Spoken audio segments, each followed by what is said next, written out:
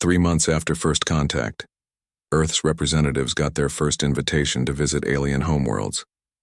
The Galactic Council wanted to show humans how other species lived, worked, and settled their differences. Lieutenant Amy Davis felt excited as she boarded the Etherian transport ship. She was part of a cultural exchange team led by Ambassador Morgan. The ship itself was incredible. It flew between stars like a car driving between cities back home. Their first stop was Draktor Prime, homeworld of the massive warrior species called the Drakthor. Amy had expected a planet covered in military, bases, and weapons factories. Instead, she found beautiful cities with parks and museums everywhere. Varthok, the Drakthor warrior who had visited Earth, showed them around personally. His home city looked like a mix between ancient Greece and a science fiction movie. Tall buildings with graceful curves surrounded large open spaces where young Drakthor played games. "This is the Memorial of Honor Wars," Varthok said proudly, gesturing to a massive building made of crystal and stone. "Every war in our history is recorded here. Every warrior who died with honor is remembered by name." Inside, Amy saw something that confused her. The memorial had room for thousands of names, but most walls were empty. She counted maybe 300 names total, spread across boards labeled with different time periods. "How many wars has your species fought?" she asked. "In our recorded history?" 47 official conflicts, plus many small disputes that were settled quickly. Varthok's chest puffed with pride. "We are known across the galaxy for our honorable approach to warfare." Lisa looked at one of the newest sections. "The War of Honor you mentioned against the Ice Walkers, 42 total deaths across both sides?" "Yes, a proper war. Both sides agreed on battlefields. No civilian areas attacked. Fights only during daylight hours. When the Ice Walkers lost their last warrior, we declared them honorable opponents and stopped fighting." Varthok touched the wall gently. "Their names are recorded here too. Brave warriors all." Amy realized the aliens had rules for war that seemed like sports regulations. Specific places to fight. Times when fighting was allowed. Even uniforms that made warriors easy to identify. "What happens to civilians during your wars?" Amy asked. Varthok looked confused. "Civilians? They watch from safe zones. Sometimes they keep score. Some even sell refreshments at the viewing areas. War is a contest between warriors, not common people." The humans exchanged glances. This was nothing like wars on Earth. Their next stop was the crystalline collective homeworld. These aliens were living rock formations who moved slowly, but lived for thousands of years. Their war memorial was even more confusing. Elder Crystal Singer of Victories showed them through the memorial. "Our species has had 31 wars in the past 10,000 standard years. Total losses, 214. Each death was mourned for exactly 100 years, as per Galactic Convention." Lisa did the math in her head. 31 wars with about 7 deaths per war on average. "How do you fight with so few casualties?" "We fight on appointed days in special arenas. The Galactic Council referees all conflicts between its members. Both sides agree on stakes before fighting begins. Usually, territorial disputes or resource rights. First side to lose 50% of their warriors concedes defeat." "What about civilian populations? Infrastructure? Supply lines?" John asked. Crystal Singer of Victories dimmed their glow, which meant confusion. "Why would warriors attack non-combatants or destroy buildings? That would be barbaric. Wars are tests of strength between chosen champions, not wholesale destruction." Over the following weeks, they visited 7 different alien worlds. Each had similar stories. Wars with rules. Conflicts that ended when one side lost a certain number of fighters. Battles witnessed by cheerful spectators who treated the whole thing like a sporting event. On Zenth 7, home to the aquatic depth dwellers, they saw holographic recreations of historic battles. Warriors fighting in elaborate underwater arenas, while crowds cheered from viewing spheres. When one warrior was defeated, they were helped off the battlefield by medics. No one died. "Your healing technology is incredible," Amy observed as they watched a warrior's broken arm heal in seconds. Of course, their guide bubbled in their liquid-like language. Warriors are valuable. We spend decades training them. Why would we let them die permanently? The point is to prove who's stronger, not commit murder. The phrase commit murder stuck with Amy. These aliens couldn't imagine war being about killing. Back on the transport ship, the human team gathered to discuss what they'd learned. Lisa spread out her notes on the meeting table. Every species we've met has the same basic approach to warfare, she summarized. Specific battlefields, agreed-upon rules, minimal casualties. It's like they play war instead of fighting it. John nodded slowly. Even their weapons are designed not to kill. Stun settings, sleep gases, containment fields. They disable opponents, not destroy them. And civilians are always protected. Sometimes they even spectate, Amy added. War is entertainment for them. Lisa thought about Earth's history. World wars that consumed continents, conflicts where entire cities disappeared, weapons designed to kill as many people as possible, as quickly as possible. They don't understand human war, she said quietly. They see our gentle art and music and assume we're peaceful. They have no idea what we're capable of when we truly fight. Over the next month, the misconceptions grew deeper. The aliens decided humans were perfect for diplomatic roles because they seemed to avoid violence. Human literature was studied as examples of pure emotional expression, without the harsh military elements found in other species' writing. When Amy showed them videos of human movies, the aliens were fascinated by romantic comedies and animated films. War movies confused them. Why would humans create entertainment about destruction? Zethra asked after watching a trailer for a war film. You barely fight each other. Surely these are fantasies. Amy didn't know how to explain that some of the most popular human entertainment was based on real wars. The aliens couldn't conceive of conflicts where millions died. During a council session, Varthok stood to speak about humanity's role in the galactic community. The humans of Earth represent something new in the galaxy, a species that has developed technology while maintaining their gentle nature. Unlike other species who must purge their aggressive instincts through controlled warfare, humans have transcended such needs. The council members hummed in approval. Species from across the galaxy saw humans as evolved beyond the need for traditional warfare. Let us assign them roles that match their peaceful nature, Zethra suggested. Cultural affairs, artistic development, perhaps emotional counseling for species struggling with war stress. No one mentioned that Earth had military vessels assigned to the first contact missions. When aliens saw the USS Defiant, they assumed it was a transport ship with some defensive capabilities. The weapons seemed tiny compared to galactic standards. Human weapons are so small and precise, one alien engineer observed. Perfect for subduing unruly individuals without harm. Clearly designed by a species that values life. The same aliens who could build planet-destroying weapons couldn't recognize the stopping power of human small arms. They saw rifles designed to kill efficiently as tools for non-lethal conflict resolution. As Earth's cultural exchange programs expanded, more humans spent time in alien societies. Lieutenant Davis found herself becoming an unexpected celebrity on several worlds. Aliens loved her enthusiasm and her gentle human perspective on complex issues. You bring such fresh views to old problems, Crystal Singer of Victories told her during a later visit. You see harmony where we see only conflict. It's why the galaxy needs human influence. Amy smiled and accepted the compliment. She didn't mention that human history was full of people who had seen conflict in places meant for harmony. The Galactic Council created special roles for humans: cultural ambassadors, artistic coordinators, peace negotiators for species with ongoing disputes. Humans were becoming the galaxy's counselors and mediators.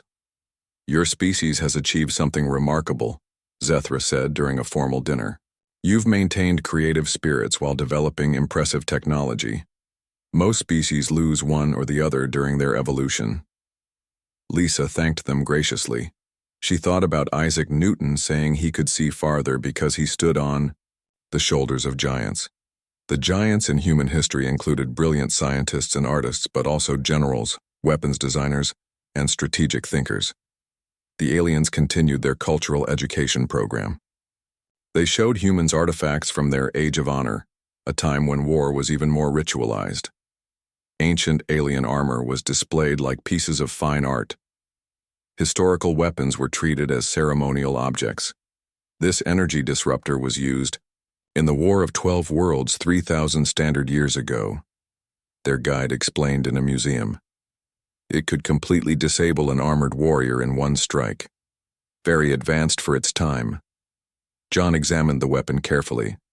By human standards, it was almost comically inefficient, heavy, slow to charge, and with a beam that could be avoided if you simply moved sideways quickly. The morning sky above Washington, D.C. changed forever when the ships arrived. Not one or two, but hundreds of them. They hung in the air like giant silver coins, each the size of a football stadium. People on the streets stopped walking. Cars crashed into each other as drivers looked up instead of the road. Ambassador Lisa Morgan stood in the White House Situation Room. Her heart beat fast as she watched the news reports. Every channel showed the same thing. The ships were here, and they weren't leaving. The aliens made contact 3 hours later. Their message came through every television, radio, and computer screen on Earth at the same time. The voice was strange, like someone talking through water. Greetings, inhabitants of Earth. We are the Galactic Council. We come in peace. Please, send your representatives to discuss membership in our community of worlds. Lisa felt her hands shake. She had trained for this moment for years. First contact with alien life. But now that it was real, she felt small and unprepared. Commander John Parker walked into the room. He wore his naval uniform with 3 silver stars on his collar. His face was serious but calm. Ms. Morgan, the President wants you to lead our response team. I'll handle the military side. Lisa nodded. What do we know about them? Not much. They've been observing us for months, maybe years. They say they want to help us join their galactic community. John showed her a tablet with pictures of the alien ships. These are way beyond anything we can build. Over the next week, meetings were arranged. The aliens chose to meet at a neutral location, a large field in Kansas. Lisa and John traveled there with a small team. Scientists, diplomats, and a few military personnel. The alien ship landed without making a sound. It was beautiful, covered in symbols that seemed to glow and shift. The main hatch opened and 3 figures stepped out. They were tall, maybe 8 feet high. Their skin looked like silver metal but moved like flesh. They had 4 arms and large eyes that changed color. As they looked around, the one in front spoke first. I am Coordinator Zethra of the Etherian species. We represent the Galactic Council. You are the humans of Earth, yes? Lisa stepped forward. Yes, I'm Ambassador Lisa Morgan. We speak for Earth. Thank you for coming. Zethra's eyes turned a soft blue color. Other aliens called this a sign of happiness. You are smaller than our record suggested, and fragile looking. Your atmosphere is quite thin compared to most worlds. John noticed how the aliens looked at them. It reminded him of adults watching children play. There was kindness, but also a sense that humans weren't quite real threats. Over the next days, the aliens showed humans technology that seemed like magic.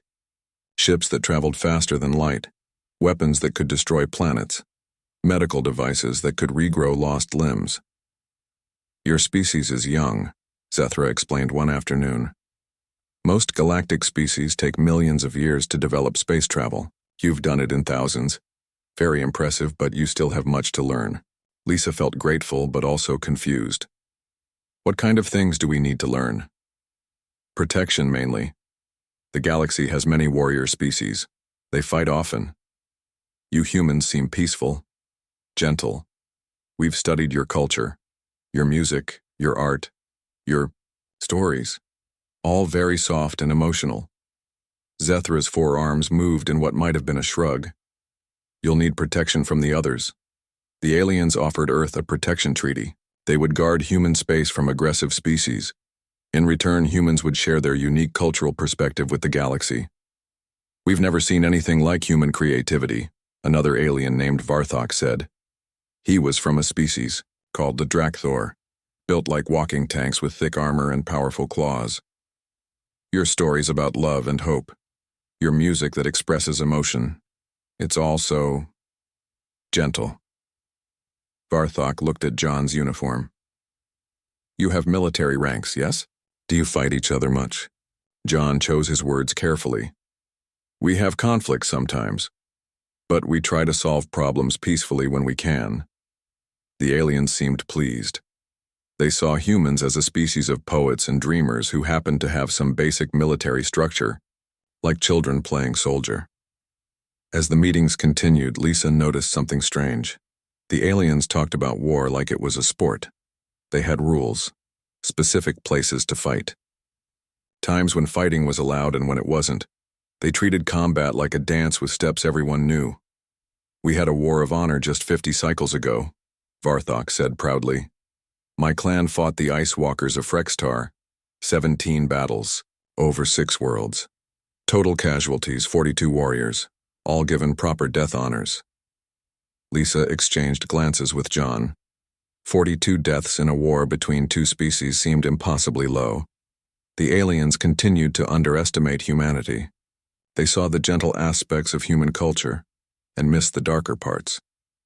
They didn't understand why humans built so many hospitals if they barely fought.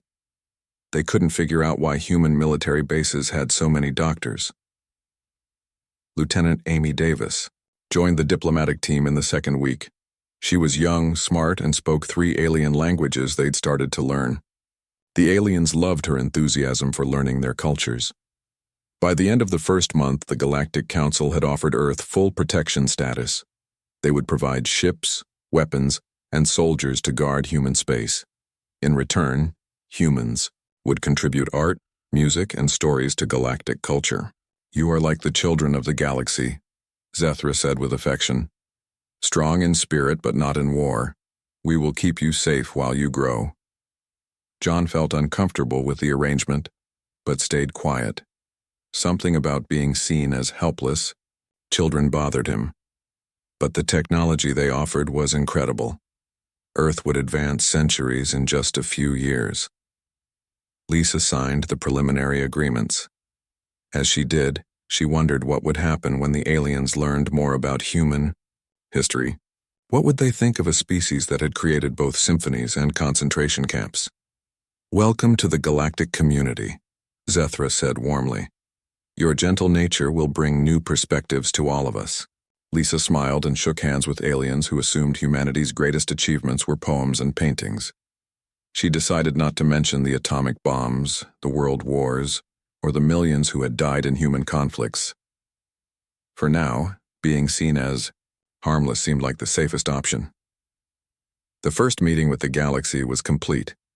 Earth had allies who saw them as peaceful scholars in need of protection. Neither side realized how wrong that assessment would prove to be. 2 hours later, the briefing room had transformed. The casual demonstration space now held a full diplomatic setup. The Drakthor students sat in a semicircle, their adult supervisors behind them. Ambassador Lisa Morgan had arrived with several advisors.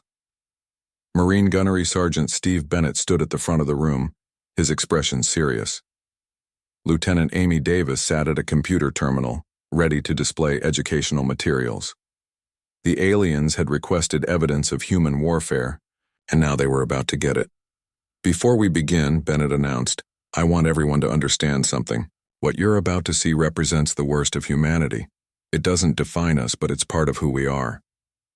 Rockbreaker nodded, his armor plates settling into a respectful position. "We understand, Gunnery Sergeant. Please proceed." Bennett started with numbers. Human wars are typically categorized as conflicts involving political entities, not just warrior classes fighting for honor. Our largest conflicts involved entire populations. Amy brought up a holographic display showing Earth with markers scattered across several continents. World War II, which took place from 1939 to 1945, involved 60 countries. over 70 million people died. That's not warriors, that's total casualties including civilians. The Drakthor students shifted uncomfortably. 70 million was approximately 100 times the total number of war dead in their entire species' history. Define civilians in this context, one of the adult supervisors asked. Non-combatants. Men, women, children, elderly. People, not involved in fighting but who lived in war zones or were targeted as part of military strategy, Bennett explained. The concept seemed to physically disturb the aliens. Their eyes shifted to darker colors. Why would warriors target non-combatants? Another supervisor asked. That violates every principle of honorable warfare. Human warfare, historically, had no universal honor system. Different cultures had different rules, and many had no rules at all. Amy displayed archived footage from concentration camps. She had carefully edited the most graphic imagery, but even the sanitized version showed rows of bodies, skeletal prisoners, and industrial killing facilities. The Drakthor students made sounds of distress, low growls and clicking noises. Their armor plates clattered as they shifted nervously. This is from what humans call the Holocaust. Between 1941 and 1945, approximately 6 million Jewish people were systematically murdered, along with millions of others deemed undesirable by the Nazi regime. Systematically murdered? Rockbreaker's voice cracked with disbelief. You mean executed, without combat, without chance for surrender or ritual defeat? That's correct. The goal was complete extermination based on race, religion, and ideology.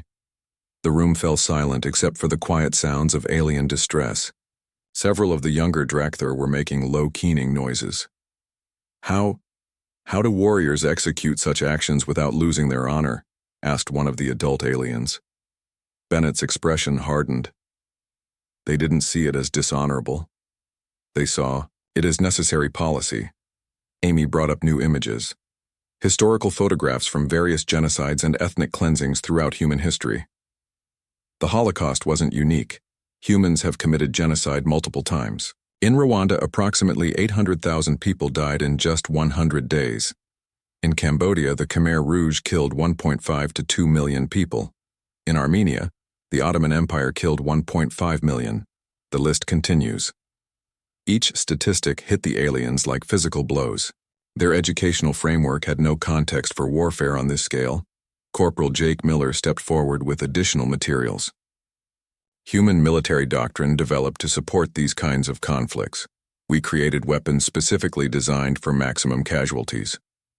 Amy displayed technical schematics of various weapon systems, from medieval siege engines to modern artillery.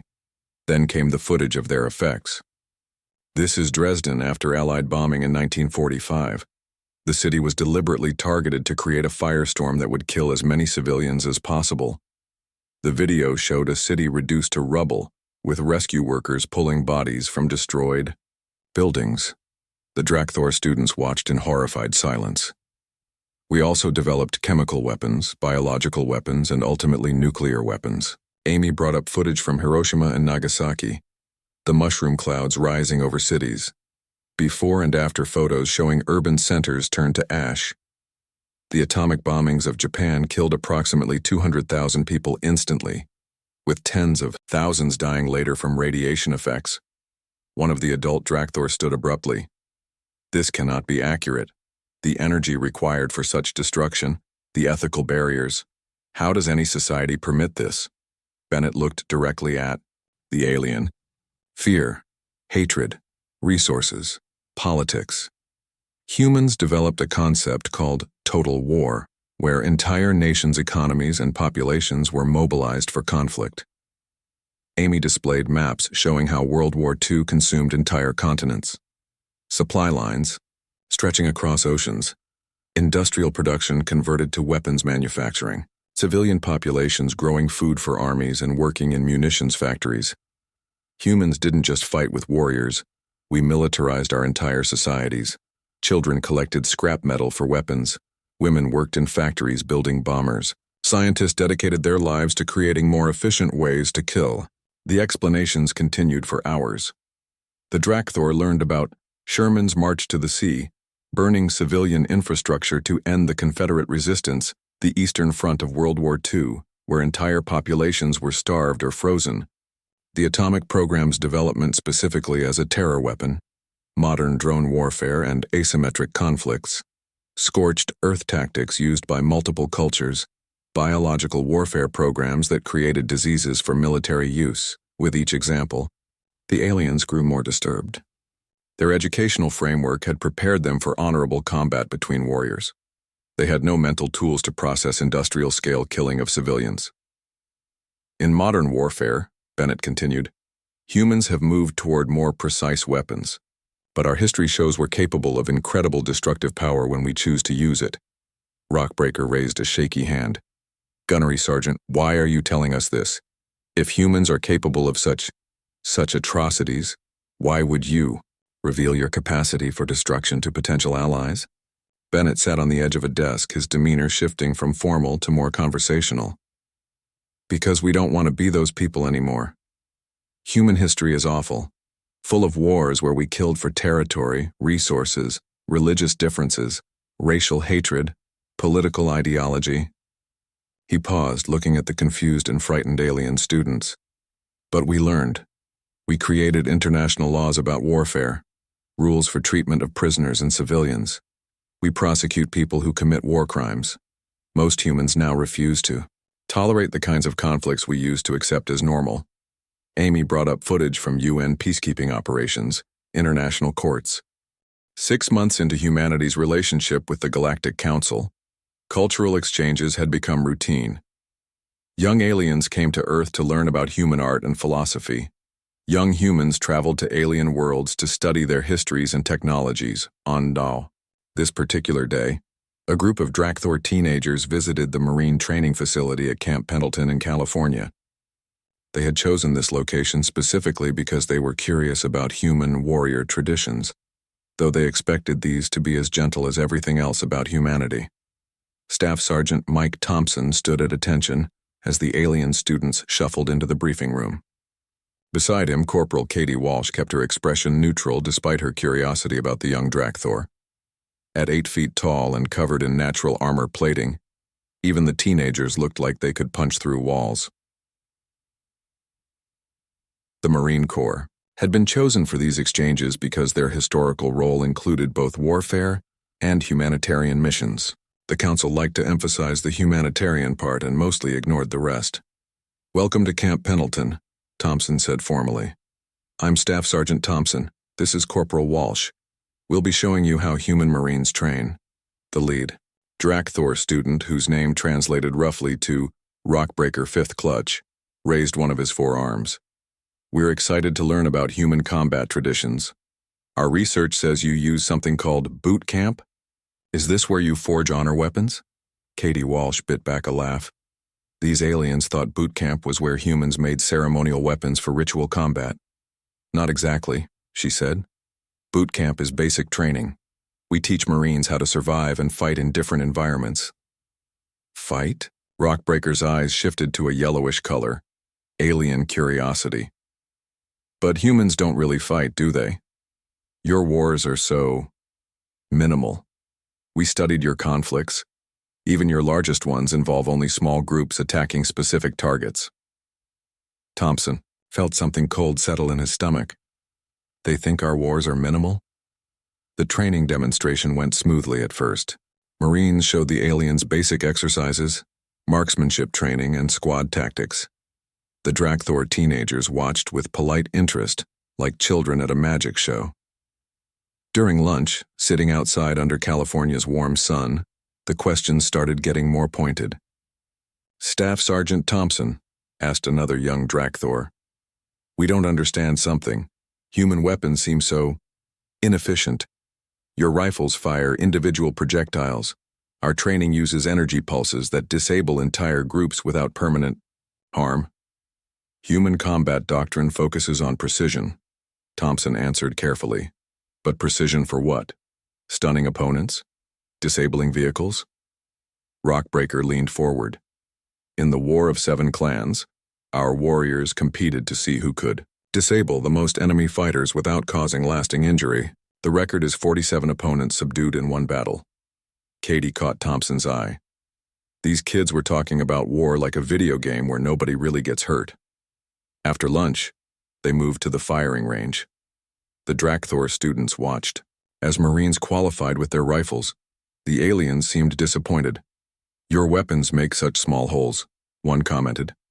"And the accuracy is the unusual. Most galactic species prefer area effect weapons. Why do you train to hit such small targets?" "Sometimes you need to be precise," Katie said simply. "And sometimes you need to end threats quickly," she thought, but didn't say. The real trouble started during the close combat training demonstration. Two Marines were showing basic hand-to-hand combat techniques when Rockbreaker interrupted. "This seems unnecessarily aggressive. In Drakthor combat sports, we have strict rules about which body zones can be targeted. You're showing maneuvers that could cause serious injury." Thompson paused. "In real combat, there are no rules about where you can hit an enemy." The alien students looked confused. "But how do referees call violations? How do you determine honor points if there are no boundaries?" "Human warfare doesn't use referees," Katie said quietly. The aliens started murmuring among themselves in their language. Thompson caught fragments of their conversation through his translator earpiece. They were debating whether humans were too primitive to understand proper warfare or too peaceful to have ever developed it. Finally, Rockbreaker spoke up. "Staff Sergeant Thompson, forgive our confusion. We've studied human conflicts, but the numbers seem wrong. You mentioned world wars, but our analysis shows these couldn't have involved more than a few thousand combatants." Thompson felt the familiar tension in his jaw that meant he was getting angry. "Where did you get your numbers?" "From the Galactic database. Human conflict events are cataloged there. Your largest war shows approximately 3,000 casualties total, spread across multiple planetary regions. That's similar to our small clan disputes." Mike Thompson looked at Katie Walsh. She gave him the smallest shake of her head, a warning, not to correct their misconceptions too aggressively. But the teenagers kept pushing. "Our combat instructors say human military structure is like playing at war," another student added. "You have all the ceremonies and ranks, but you've never experienced real conflict. It's considered charming among council species, like children playing soldier." Thompson took a deep breath. "Maybe we should discuss something else." "No, please," Rockbreaker insisted. "We're genuinely curious. In Drakthor culture, warrior traditions are central to understanding a species. But humans seem to have military structures without military history. How do you maintain combat readiness when you've never fought significant wars?" "Kid, trust me. It's better if we change subjects." "Is it because you're physically weaker than most galactic species?" another alien student asked. "We understand. Not every species can withstand the honor duels like Drakthor or the endurance challenges of the Crystalline Collective. There's no shame in evolving toward peaceful solutions." Katie stepped forward. "With respect, young ones, humans have plenty of combat experience." "Really?" Rockbreaker's eyes shifted to that curious yellow color again. "Could you share some examples?" "Our education included studying Earth's conflicts, but they seemed more like training exercises. Small groups fighting over resources or territory. Nothing like the grand warrior traditions of established galactic species." The Marines exchanged glances. These alien kids had been taught that human warfare was basically elaborate training exercises with paintball rounds. During the afternoon session, the questioning continued. The Drakthor students were particularly confused by human military medical training. "Why do your combat medics train for such severe injuries?" one asked. "We understand treating training accidents, but your medical protocols seem designed for massive trauma. When would human warriors ever sustain such damage?" Thompson had been patient all day, but something in him finally snapped. "Because in human wars, people die. A lot of people." The aliens looked shocked. "Die? But permanently? How do you maintain warrior populations if fighters are destroyed rather than defeated?" "We don't maintain warrior populations. We have civilians who become soldiers when necessary, fight, and hopefully go back to being civilians." The Drakthor teenagers huddled together, clicking and growling in their language. Finally, Rockbreaker approached Thompson directly. Staff Sergeant, we mean no disrespect, but our instructors and the Council records show that human warfare is minimal, lacking the honor structures and protective measures that define civilized combat. We're told this is because humans prioritize creativity and emotional development over martial traditions. Thompson stared at the alien kid for a long moment. What if your instructors are wrong? About humans prioritizing culture, but your music, your art, about our wars being minimal. The aliens fell silent. Even the marine observers stopped their activities to listen. Rockbreaker's armor plates shifted, an alien expression of uncertainty. Perhaps we misunderstood the data? Maybe your numbers are recorded differently? Your world wars were truly significant conflicts? Thompson looked around at his Marines, then back at the confused alien students. How many Drakthor have died? In all your wars combined? He asked. In our entire recorded history? Approximately 4,000 warriors across 47 official conflicts spanning 30,000 standard years. We call that a small battle, Thompson said quietly. Sometimes a single day. The aliens stared at him in silence. Their eyes had shifted to a dark blue color that Katie's briefing notes said indicated shock or fear. That's impossible, Rockbreaker whispered. The Galactic Council would never allow— The Galactic Council wasn't there. But your medical technology suggests— Another alien started. Humans didn't develop advanced medical technology for sports injuries, Katie interrupted. We developed it because we kept getting really good at killing each other. The Drakthor students' armor plates were shifting constantly now, a sign of deep distress. Their educational narratives were falling apart. If what you're saying is true, Rockbreaker said slowly, then humans have engaged in real warfare, total warfare, not honor contests or ritual combats. Kid, Thompson said, his voice tired, you have no idea what humans call warfare. The alien teenager seemed to rally some courage. Then teach us. Show us what human warfare really means. The briefing room fell completely silent. Every Marine, every alien, waited for Thompson's response. The emergency session of the Galactic Council convened within 48 hours of Rockbreaker's report. Coordinator Zethra's metallic skin had shifted to a deep purple, a color the other species had learned meant extreme concern. Let me ensure I understand correctly, Zethra addressed the young Drakthor through the communication sphere. Human warfare involves deliberate targeting of civilian populations, industrial-scale killing, weapons designed specifically for mass destruction. Rockbreaker's armor plates had been locked in a stressed position since returning from Earth. Yes, Coordinator, the numbers are far beyond anything in our databases. Millions dead in single conflicts, entire cities destroyed. The council chamber erupted in concerned chatter. Species from across the galaxy processed this information against everything they thought they knew about warfare. Crystal singer of victories, pulsed with agitation.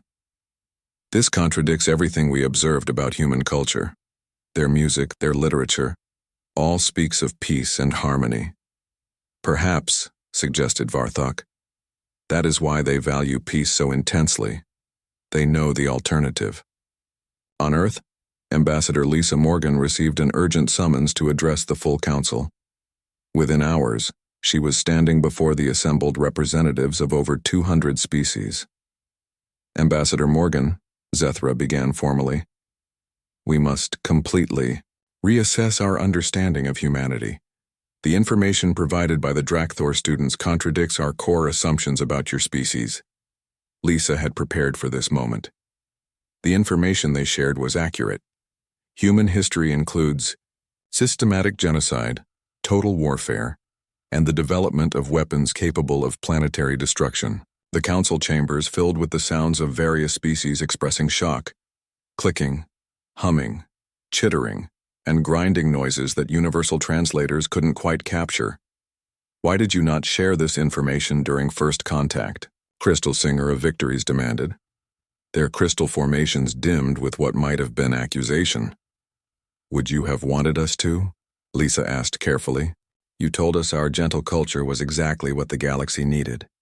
You assigned us roles as mediators and cultural ambassadors. Revealing our capacity for warfare didn't seem diplomatic. Commander John Parker, who had been invited to join this session, stepped forward. The Galactic Council based its entire assessment of humanity on our peacetime cultural exports. You never asked about our military history or capabilities. Because we assumed, Zethra admitted, that a species as young as yours couldn't have developed significant military doctrine. We saw your small population, your recent technological development, and concluded you were innocuous. That assumption, Admiral Casey Brown added, might have been dangerous for everyone. Casey had arrived that morning with a detailed presentation on human military capabilities. The Council had requested a full demonstration of human warfare doctrine after learning about their historical atrocities. If I may, she addressed the assembly, I'd like to show you what human military doctrine actually entails. The presentation started gently. Modern human military organization, chain of command, logistics systems. The aliens seemed surprised by the complexity and efficiency. Then Casey moved to strategic doctrine, nuclear deterrence theory, mutually assured destruction, preemptive strike capabilities. The concepts hit the galactic representatives like successive waves. Your species maintains weapons capable of destroying your own planet? Varthok asked incredulously. For what purpose?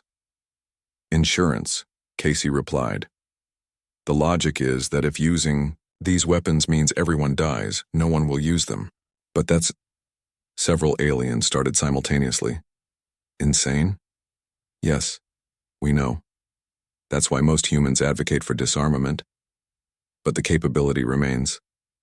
Casey showed footage of human military exercises, combat operations in various environments.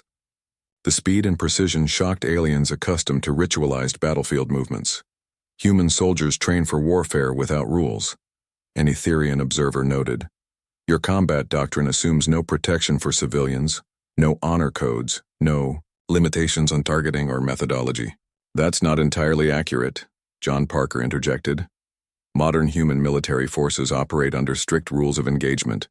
We've learned from our historical mistakes, but you're correct that our training assumes potential enemies might not follow those rules.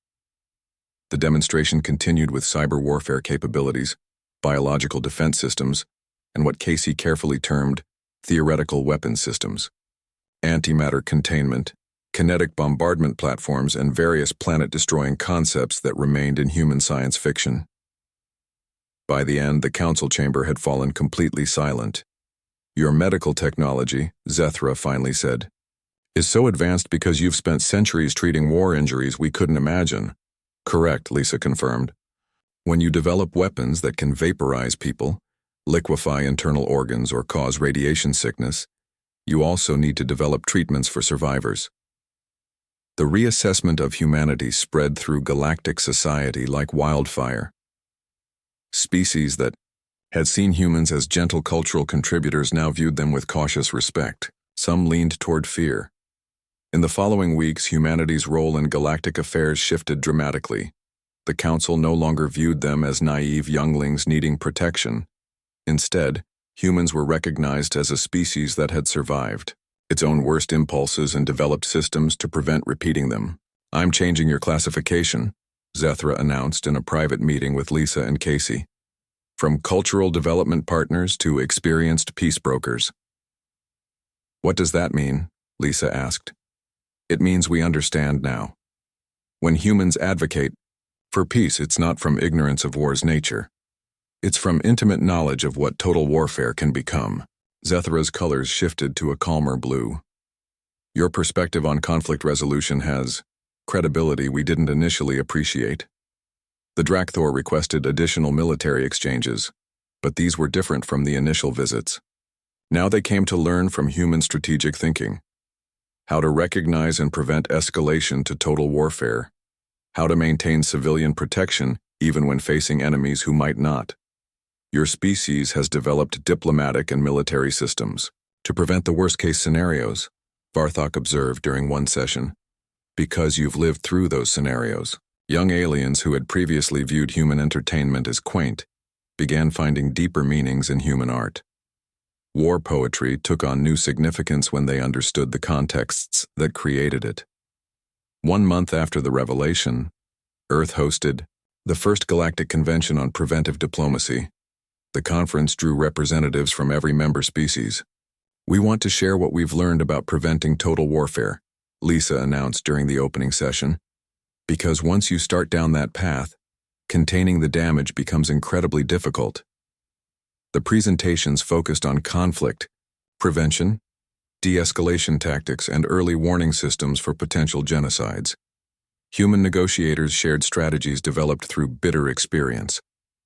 "The galaxy's honor systems for warfare work well," Bennett explained to mixed alien audiences, "as long as all parties follow them. But humans have seen what happens when those systems break down completely." Rockbreaker, who had become something of a bridge between humans and his species, spoke at the convention's closing ceremony. "We came to Earth thinking we understood warfare because we had rules for it. We thought humans were weak because they seemed to avoid conflict. We learned that humans seem to avoid conflict because they truly understand what it can become." As the convention concluded, private meetings continued between human and alien military strategists. The Crystalline Collective wanted to establish better safeguards for when their slow, careful wars might escalate. The Etherians requested human insight on cyber attacks, having never considered warfare in digital spaces. 3 months after First Contact's dramatic shift, Lisa Morgan stood in the same field in Kansas where humanity first met the galaxy. Now it housed a permanent diplomatic complex. Zethra had invited her for what they called a reflection meeting. "We misjudged your species fundamentally," Zethra admitted, as they watched human and alien staff working together. "We saw gentleness and assumed weakness. We missed that your gentleness might come from understanding strength too well." "It's a common mistake," Lisa replied. "Even humans sometimes forget that peace requires strength to maintain.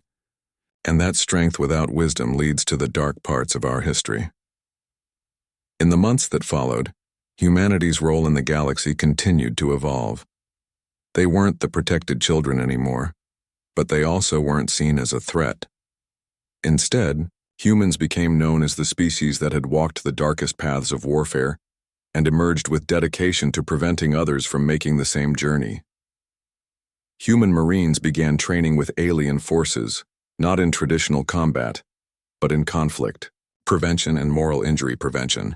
Human diplomats shared negotiation techniques developed from peace processes following genocides. The galaxy learned that when humans said they valued peace, it wasn't a weakness. It was a hard-earned wisdom. Gunnery Sergeant Bennett found himself returning to the same briefing room where everything had changed. This time, he was training mixed-species classes in what humans called strategic thinking for preventing total warfare.